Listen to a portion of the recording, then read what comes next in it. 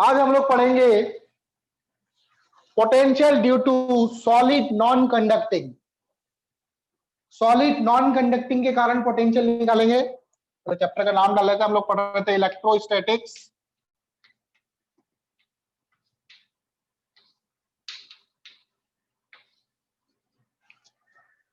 हम लोग पढ़ रहे हैं potential due to solid non conducting sphere.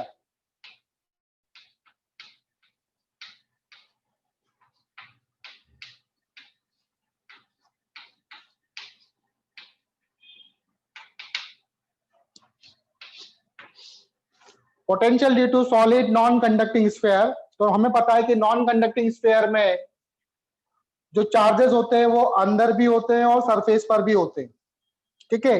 और इसके अंदर इलेक्ट्रिक फील्ड जीरो नहीं होता है। इलेक्ट्रिक फील्ड जीरो नहीं है तो वी कांस्टेंट नहीं होगा। तो हमने एक स्फीयर के पहले एज्यूम कर लो, एक स्फीयर, इसमें चार्जेस ले लेते हैं, ये पॉजिटिव पॉजिटिव, इस तरह से अंदर चार्जेस है इसके।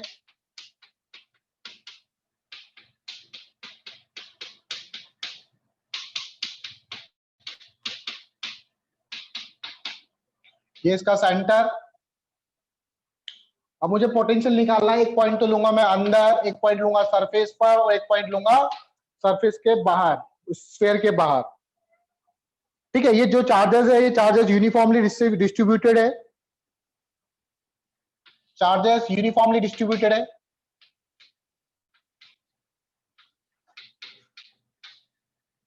मतलब इसका रो जो है वो कांस्टेंट है। चार्ज डेंसिटी पता है आपको, रो कूलम पर मीटर क्यूब लेंगे। रेडियस इसकी ले लो, इसकी रेडियस ले लो आर, कैपिटल आर इसकी रेडियस है। मुझे पहले मैं पॉइंट लेता हूं फर्स्ट, कहां पर, R smaller than capital R. वो पॉइंट ले रहा हूं जिसकी डिस्टेंस रेडियस के कंपैरिजन में कम है। तो मान लिया यहां पे कोई पॉइंट ले लिया, ये पी पॉइंट। तो यहां से इसकी डिस्टेंस कितनी है, आर। तो यहां पर पी पॉइंट पे पोटेंशियल निकालना है, ठीक है। जरूरी नहीं पी यहां पर लो, इधर लेते साइड में थोड़ा। ये पॉइंट ले लिया मैंने पी, इसकी डिस्टेंस कितनी, आर। इस पी पॉइंट पे पोटेंशियल निकालना है। कैसे निकालेंगे हम लोग, ठीक है। एक और पॉइंट ले लिया मैंने, ये सरफेस पर। बताओ सरफेस पर कितना पोटेंशियल होगा। मान लो इस पे क्यू चार्ज है, अगर मैंने पॉइंट यहां पे सरफेस पे ले लिया तो इस पे पोटेंशियल कितना होगा। तो ये पॉइंट क्या इसके बाहर आ गया सरफेस पर, मतलब इसके अंदर सारे चार्जेस आ गए। तो ये अगर पॉइंट चार्ज की तरह बिहेव करेगा, सरफेस पर भी अगर पॉइंट है तो ये पूरा जो स्फीयर है वो पॉइंट चार्ज की तरह बिहेव करेगा। और उसका पोटेंशियल कितना होगा, यहाँ पर ए पॉइंट पे पोटेंशियल होगा K Q by are. K Q by are, Q को चाहो तो रो की टर्म्स में निकाल सकते हो। ये जो रो लिखा है मैंने, मान लो टोटल चार्ज पे क्यू है तो क्यू डिवाइडेड बाय इसका वॉल्यूम 4/3 पाई आर क्यूब। तो आप यहां से क्यू निकाल सकते हो, रो इंटू 4/3 पाई आर क्यूब,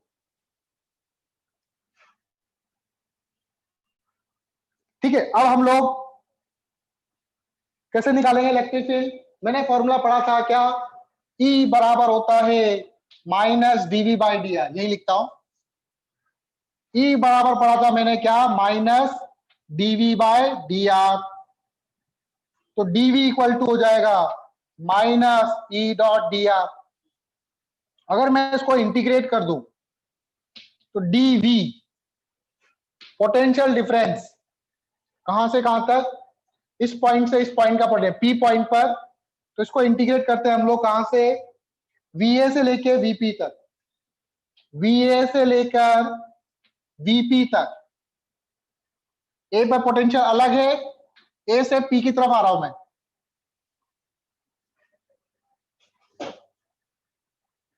वीए से लेके वीपी तक।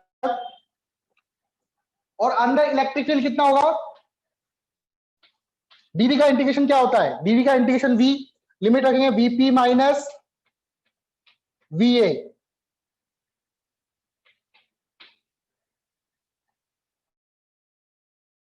और ई और डी आर, इलेक्ट्रिक फील्ड देखो, इलेक्ट्रिक फील्ड ऐसे,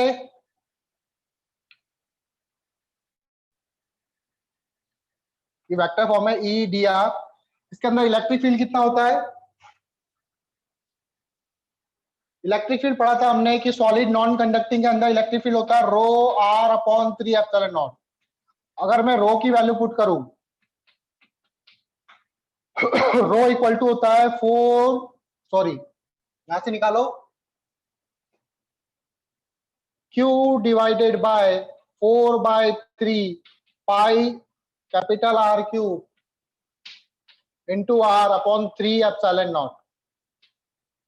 3 से 3 कैंसल, 4 पाई और ये एप्सिलॉन के बन जाएगा, तो इलेक्ट्रिक फील्ड हो जाएगा K Q R cube into are.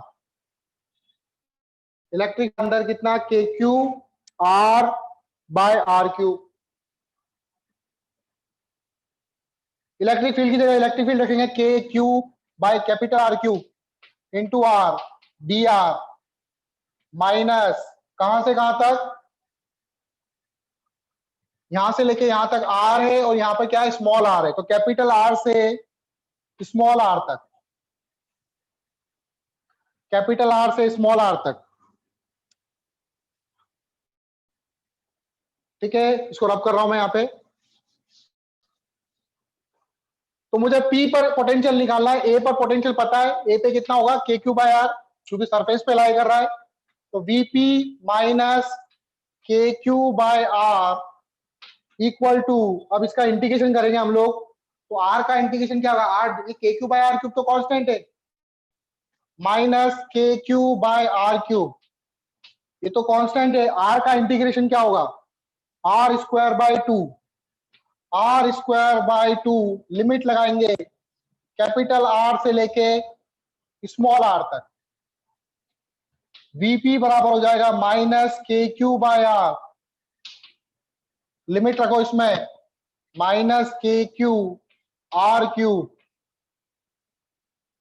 2 को बाहर ले लो, small R square minus capital R square.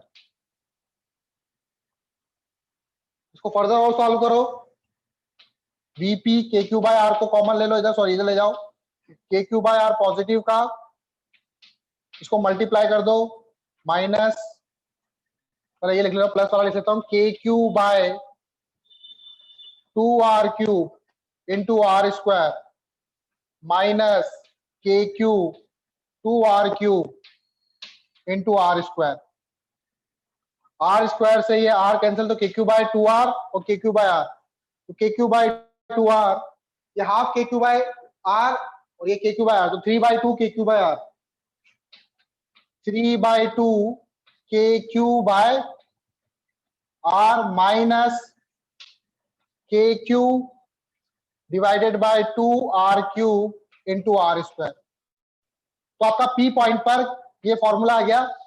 अंदर किसी भी पॉइंट पे पोटेंशियल निकालना है तो वो हो जाएगा K Q 3/2 K Q by R minus K Q are square divided by 2r cube. आप चाहो तो इसको और थोड़ा इजी कर सकते हो, इसमें से कॉमन ले लो, क्या VP में से कॉमन ले लो, K Q by R cube ही कॉमन ले लो, K Q by R cube common ले लो, K Q by R cube, 2 भी कॉमन ले लो, तो यहां बचा 3, इसके पास आर क्यूब नहीं है, तो क्या आएगा अंदर? 3r स्क्वायर,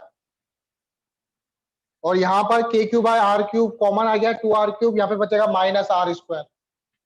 तो जनरल फॉर्मूला बन जाएगा किसी भी पॉइंट पे पोटेंशियल निकालने का ये। आई बात समझ में पीयूष? Yes sir. कोई डाउट? तो अगर मैं आपसे पूछूं सेंटर पे पोटेंशियल कितना होगा, तो सेंटर के लिए आर कितना होगा पीयूष? सेंटर के लिए स्मॉल आर की वैल्यू हो जाएगी 0। तो सेंटर पर VC, इसको सेंटर बोल दो, एट सेंटर VC बराबर हो जाएगा 3/2 के क्यूब, आर 0 हो गया, फिर आर स्क्वायर से आर कैंसिल, तो 3/2 के क्यू बाय आर बचेगा। 3/2 K Q by small R, sorry capital R. ये सेंटर पे पोटेंशियल होगा। आई बात समझ में? और अगर पॉइंट बाहर लाई कर रहा है तो ये तो था अंदर सरफेस पे हो गया, बाहर कितना होगा? तो बाहर के लिए पॉइंट की किसकी तरह बिहेव करेगा? जब पॉइंट चार्ज की तरह। फॉर आउटसाइड,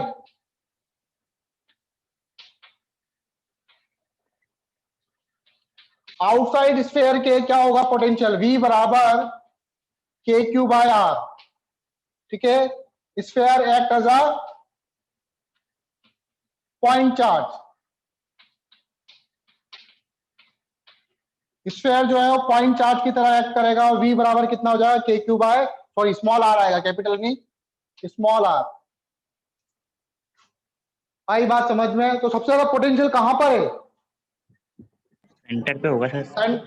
सेंटर पे है 3/2 K Q by are, surface पर है के क्यू बाय कैपिटल आर, और फिर बाहर जाएंगे तो V जो है वो इनवर्सली प्रोपोर्शनल 1/r के। जैसे जैसे R बढ़ेगा V घटेगा।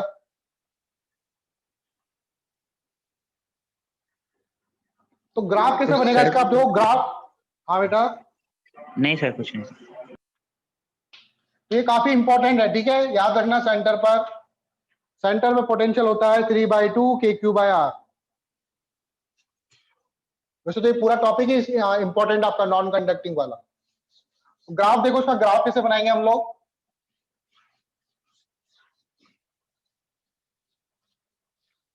तो पहले तो बनेगा पैराबोला, फिर बाद में बनेगा हाइपरबोला। क्यों? सर वो यहां पे ले लो पोटेंशियल, यहाँ पे ले लो यहाँ आर। हाँ, पे सर घटेगा सीधा। R इक्वल टू 0 पर पोटेंशियल कितना था?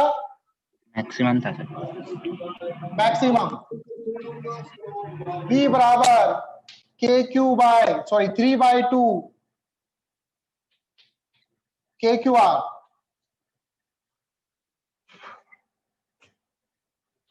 फिर इसके बाद क्या होगा? घटेगा कहां तक? लेकिन कैसे घटेगा? अंदर फॉर्मूला आया था अभी मेरे पास, Vp बराबर कितना आया था?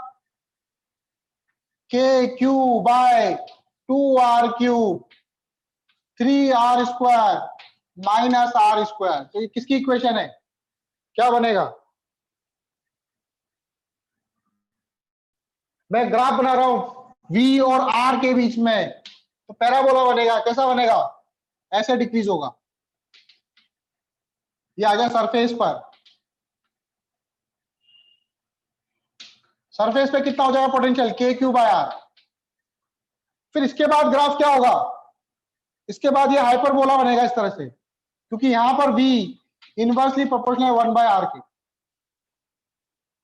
बात समझ में आई? यहां पे लिखो R equal to capital R। ये सरफेस हो गया, या सेंटर हो गया। आई बात समझ में? इसका ग्राफ भी काफी इंपॉर्टेंट है।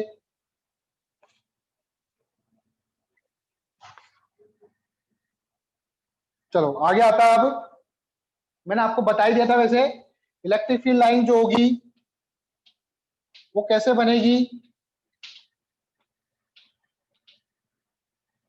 इलेक्ट्रिक फील्ड लाइंस किसके लिए? होलो कंडक्टिंग, होलो नॉन कंडक्टिंग और सॉलिड कंडक्टिंग के लिए। तो जो चार्जेस होते हैं इलेक्ट्रिक फील्ड लाइंस के सरफेस से निकलेगी।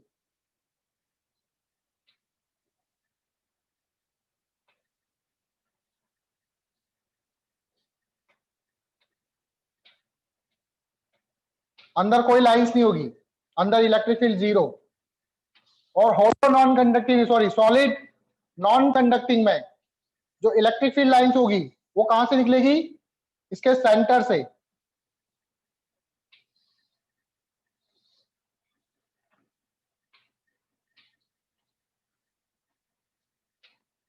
ठीक है,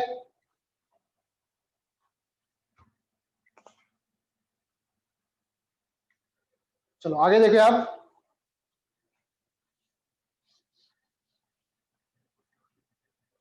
क्वेश्चन लेते हैं। अब एक मान लो मैंने एक नॉन कंडक्टिंग स्फीयर लिया,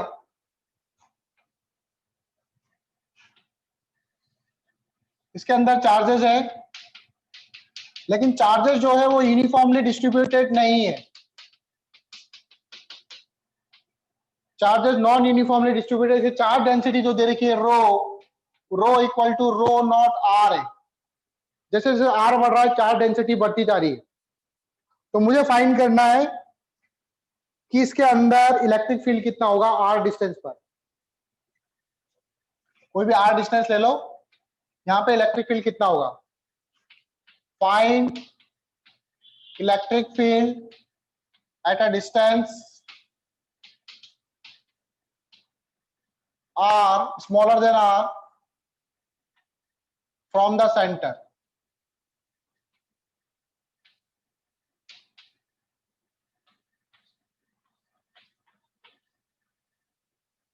तो कैसे करेंगे, इलेक्ट्रिक फील्ड निकालना है आप लोगों को।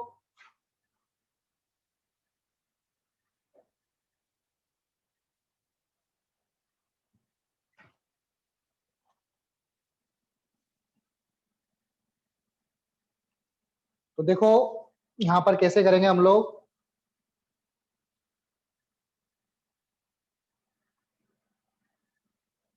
आर डिस्टेंस पे आपको इलेक्ट्रिक फील्ड फाइंड करना है। तो यहां पर आप लोग जो जनरली बच्चे जो गलती करते हैं वो क्या करते हैं, बच्चे बोलते हैं कि सर आर डिस्टेंस पे इलेक्ट्रिक फील्ड निकालना है, मैंने बना दिया गॉसियन सरफेस, ये बन गया गॉसियन सरफेस, और अकॉर्डिंग टू गॉस लॉ फिर लगा देते हैं वो क्या, गॉस लॉ बराबर E dot area vector into Q in by epsilon not. फिर मैं पूछता हूँ ई क्यू इन कितना होगा, तो बोलते हैं Q in sir rho into 4/3 pi R cube, और रो की जगह यहाँ पे रो रख दो, rho naught R 4/3 pi R cube. तो अगर ऐसे करोगे आप तो क्वेश्चन क्या हो जाएगा, गलत हो जाएगा आपका, क्योंकि यहां पर डेंसिटी क्या कर रही है, वेरी कर रही है। वो तो कांस्टेंट यूनिफॉर्म होता है तब उसमें ऐसा करते हैं हम लोग। तो कैसे करेंगे, तो हम लोग जो स्फीयर दे रखा है इसके सेंटर से x दूरी पे जाएंगे, x दूरी पे जाके एक रिंग कंसीडर करूंगा, सॉरी एक इस तरह से मैं एक क्या बोल सकते हैं इसको, शेल कंसीडर करूंगा, इसको बोलते हैं शेल। x दूरी पे जाके कितनी थिकनेस का, थिकनेस इसकी होगी dx। x दूरी पे जाके थिकनेस है, इसमें मैंने सपोज कर लिया इस पे चार्ज है dq, पहले इस पे चार्ज निकालो फिर q इन निकलेगा। तो dq बराबर क्या हो जाएगा, dq इक्वल टू हो जाएगा, इसका वॉल्यूम कितना होगा 4/3, सॉरी इसका एरिया लेंगे पहले, तो area into thickness 4 pi R square, sorry rho into 4/3 pi X square into D X. बात समझ में आई, ये एरिया हो जाएगा, area surface area into thickness क्या हो गया, वॉल्यूम हो गया 4 pi X square into D X, ये क्या हो जाएगा, वॉल्यूम ऑफ शेल। अब रो की जगह क्या पुट करोगे, रो की जगह रो नॉट एक्स पुट करोगे, क्योंकि एक्स दूरी पर है तो एक्स आएगा rho naught X 4 pi X square into D X, ये आपका डी क्यू हो जाएगा। इसको इंटीग्रेट कर दो तो आपको आर डिस्टेंस पे कितने चार्जेस वो निकल जाएंगे, 0 से लेके आर तक, सॉरी 0 से लेके क्यू चार्ज मान लो, 0 से लेके आर दूरी तक, इसको इंटीग्रेट करो तो यहां से आपका क्यू इन निकलेगा। तो क्यू इन ऐसे नहीं निकालेंगे हम लोग, ध्यान रखना। क्यू इन कितना हो जाएगा, जो सॉल्व करो उसको, क्यू इन बराबर क्या क्या कांस्टेंट है, 4 पाई रो 4 पाई नॉट, रो 4 पाई कांस्टेंट है, एक्स क्यूब का इंटीग्रेशन क्या होगा, एक्स की पावर 4/4, लिमिट लगा दो 0 से लेके आर तक, ठीक है। तो यहां से आपका आ जाएगा, अब लगा दो ये वाला फॉर्मूला ई डॉट डी एरिया हो जाएगा 4 पाई आर स्क्वायर, एंगल वही इलेक्ट्रिक फील्ड ऐसे है हमेशा, एरिया वेक्टर और इलेक्ट्रिक फील्ड के बीच में एंगल 0, क्यू इन लिखेंगे कितना, आर की वैल्यू पुट कर देंगे यहाँ पे रो नॉट 4 पाई आर की power 4 by 4 upon epsilon naught, 4 pi R square, 4 pi ये कटेगा स्क्वायर आएगा इधर, इलेक्ट्रिक फील्ड आ जाएगा आपका rho R square upon 4 epsilon naught, ये इलेक्ट्रिक फील्ड होगा। आई बात समझ में?